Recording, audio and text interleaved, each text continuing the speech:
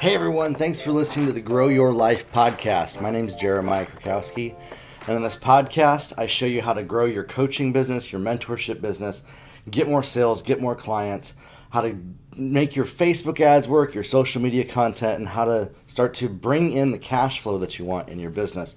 And today what I want to talk about is a topic that a lot of people ask me about when it relates to the tech aspects of their business, the funnel and the landing page and things like that, and the overwhelm that I think people feel. I want to help you break past the overwhelm. This is one of the number one things that I find that a lot of people deal with, and I wish I knew this from the beginning, and I wish I could articulate this the way that I am able to today, right now. You're seeing me here today as I have reached a certain place in my business where things have become automatic and very easy for me to be able to do. And I'm able to teach this to people in a very simple way that is not complicated. And so I want to demystify a lot of the complexity I think that a lot of people see when it comes to their business. We think that complexity is what's going to make us more money. It's not. It's not what increases the finances for us in our business.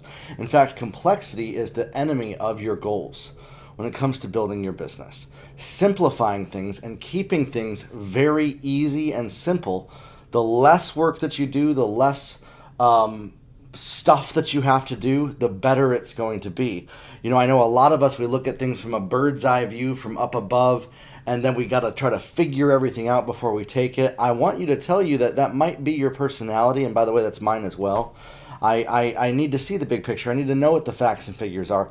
But you need to train yourself to be able to figure out what are just the essentials. What do I need to focus on? You know, when we log in to build our website, it could literally look like and feel like the cockpit of a fighter jet or a space shuttle. Again, I don't know if y'all have ever seen the picture of a cockpit of a fighter jet or a space shuttle. Very complex. There's all these controls, there's all these levers, there's all these buttons that you have to move around and things like that. And that's what it can feel like when we log into our platforms to build our business. I want you to realize that most of the stuff that's inside of these platforms, whether it be the Facebook Ads Manager, whether it be your website builder or things like that, you don't have to know how to use all those features. You don't have to know how everything works as far as that goes. You just have to know the basics of what it takes to get things going. So I want to break down what those basics are as far as that goes. Again, when deciding on a platform to use, I find that there's some very simple ones. I like to use Squarespace for my landing pages. But for the last 15 years, and we built multiple businesses to over $10 million a year, a landing page has the same structure every single time when we build it. So again, when we're talking about our offer, I'm talking about a lead magnet. I'm talking about something that people can sign up for with their email address, or something that they can use to purchase a course or a program from you. Okay, this is not your website. This is not the home page of your website. And you got to not think about it from the traditional web sense of needing a traditional website. Those don't sell very well in your business. People aren't going to necessarily find you that way. When we market through social media, we're using landing pages and we're using funnels because they focus the energy and the focused energy of the prospect. We're getting people to read exactly what we want them to read so that we can get them to take the action that we want them to take. Okay? But the problem is that people think, well, how long or short should it be? And what should it include and all of that? I'm going to break that down for you right now very simply. Every landing page has at the top of it a headline. Okay? And you're going to notice this if you click on ads on your social media, if you click on Facebook ads, you're going to notice that there's headlines at the top of every page that you click on. If it's related to a coaching or a course business, or there's a free masterclass, or it's a lead magnet of some kind, it's a very bold, attention-grabbing statement that makes a very bold promise. It also can handle objections as far as that goes, and it's very specific as to the outcome. And so it's more specific. You know, let's say that you're creating an offer and it's about, finding your voice and being fearless in life, okay? But what you really do is you actually help people write their books and you help them get on media, okay? And so there's a difference between if your headline says, become fearless and find your destiny. That's not going to get anything going. It needs to be specific. Get your book published and no longer let fear run your life so that you can start to reach the people with your message that you were born to reach. That's a specific headline. And understanding that is very, very important. Now, there's a sales copy side to this as well that I want to break down here in just a little bit after I'm going to explain how the landing page is structured. After this, we go into a section that I find that most people miss when it comes to a landing page. And by the way, in between here, you might include a graphic, you might include a photo, you might include something on the landing page that validates what the thing is that you're trying to offer. You might include some kind of imagery that talks about the thing that's happening as far as that goes, okay? The next thing right here is the storyline. And everything has a storyline to it. And the story that you're telling is this, and I want you to hear this very carefully. It's the story of the positive outcome and end result, the final outcome that the best case scenario 1% of people that you might reach, meaning not everybody's going to reach this goal, but the best ones who apply it and do it and take action and actually purchase from you in the end, and they go all the way through to the end, they might experience this. And you're telling them, you're casting vision for what is possible. You know, imagine being able to reach millions of people with your message and not feeling like you're stuck. I remember when I was trying to reach people in my business, I was struggling to be able to find the people that I wanted to talk to, and nobody wanted to listen to me. And I had to learn how to communicate well and have the conversations and the charisma to be able to reach people that I want to talk to, okay? So that right there is a storyline that paints a picture of that. We can dive deeper into it. As I started to learn this, my business started to become successful. I want to show you exactly how you can be able to make 6 figures with your own business, become a household name, a category king, or an influencer in your space that people trust and come after and want to, and they chase you down instead of you chasing people down. Not grinding and spending hours and hours and hours, but in fact, you become an attractor of the type of business that you want. Now, what I just told you is a story of the type of outcome that somebody might experience as they become fearless, and maybe they end up writing a book or they end up creating a course or something like that, and they're on media. So we have the headline that grabs the attention. We have the storyline that actually taps into the emotion, because all marketing is based on emotion, not logic. It's based on feeling. It's based on getting the person to feel something deeply. And that feeling has to resonate with their deepest desires and even fantasies that they have. Things that might not be possible for them immediately. And it might take time to get there. And it becomes a bold promise that you're able to get them there. Then the next section on the landing page is the what.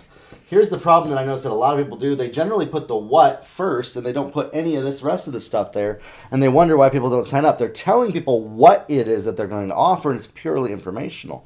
You put the what section here. This is the bullet points as to what they're going to learn. And then the last part of it, after that, is the call to action. This gives them the details of where to show up, when to show up, what's going to happen and how it's going to happen, and actually has the form where they can sign up or the button where they can register. So every single landing page that I have includes these 4 elements right here. And they go in this order every single time that we create a landing page, without exception. Okay? Now, one piece to this, we might slip under the what section right here, testimonies. Okay?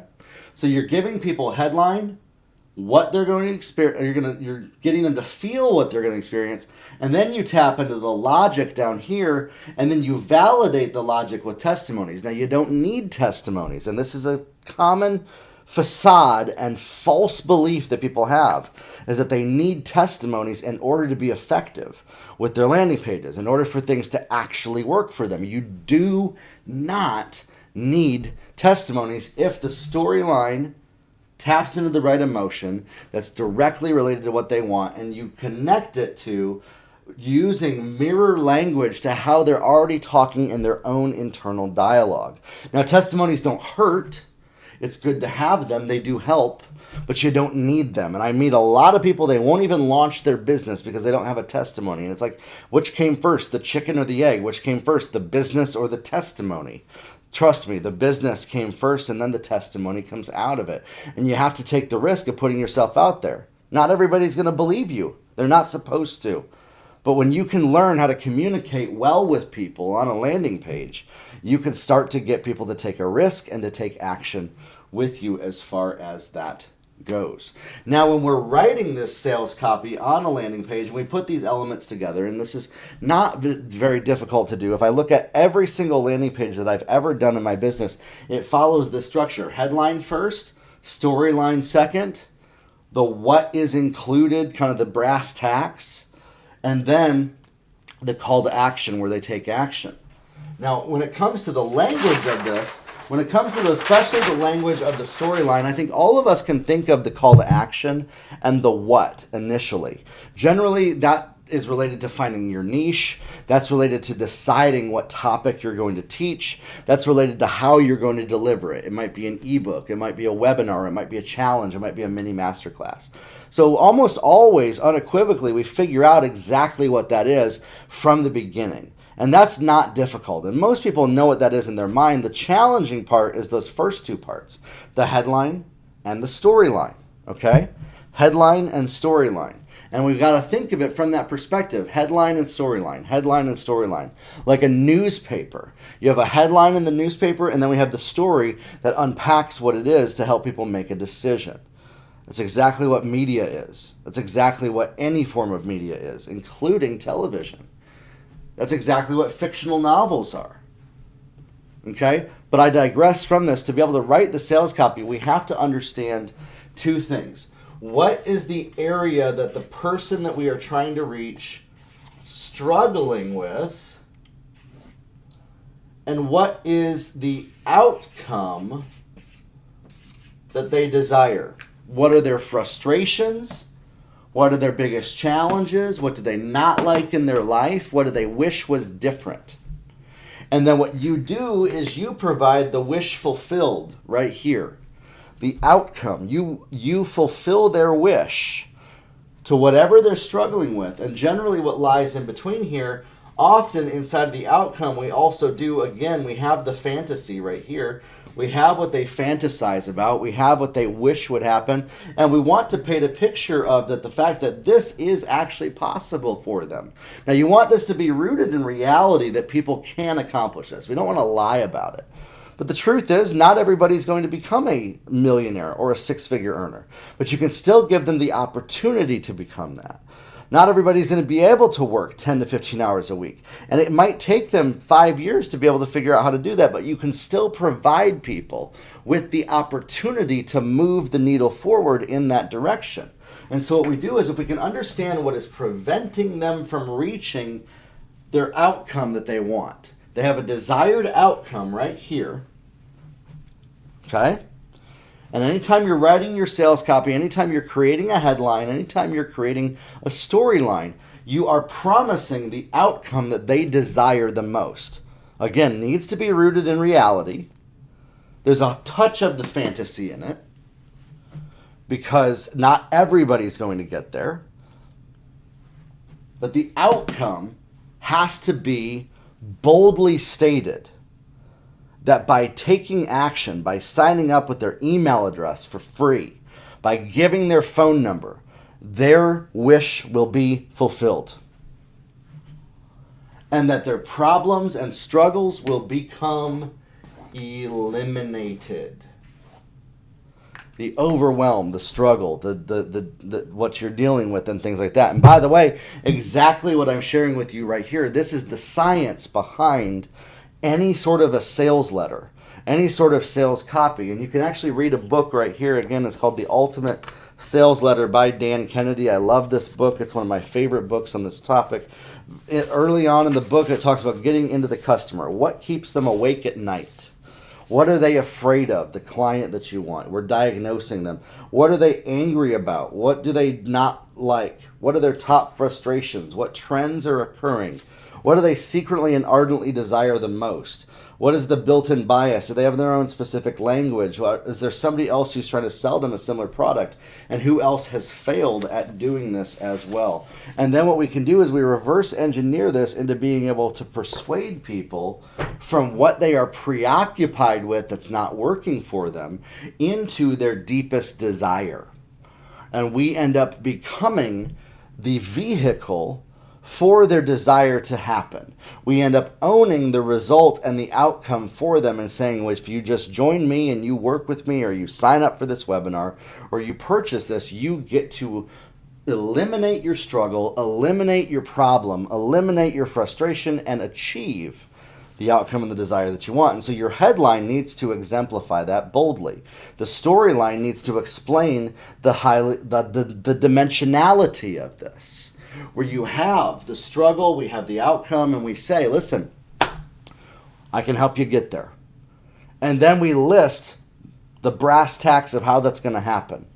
We list out who it's for. We list out what the modules and the sessions are, or what the bullet point info, the information part of it's going to be. It goes beyond information when we're actually teaching it, when we're actually sharing it.